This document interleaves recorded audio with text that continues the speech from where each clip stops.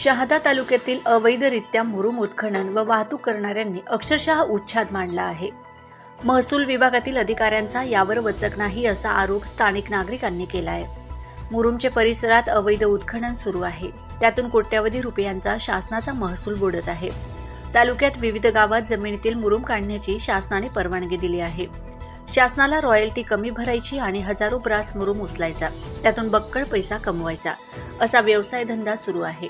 त्यामुळे तालुक्यातील डोंगरांचे नैसर्गिक सौंदर्य महसूल विभागाच्या नाकर्तेपणामुळे संपुष्टात येत आहे। वारंवार होणाऱ्या अवैध उत्खननामुळे तसेच अवैध उपशामुळे धोका निर्माण झालाय। अपघाताचा धोका।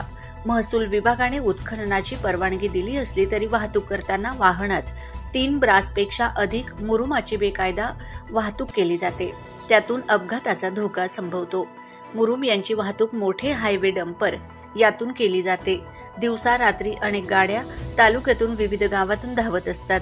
यावर महसूल विभागाने कारवाई करावी अशी मागणी नागरिकांमधून होत आहे।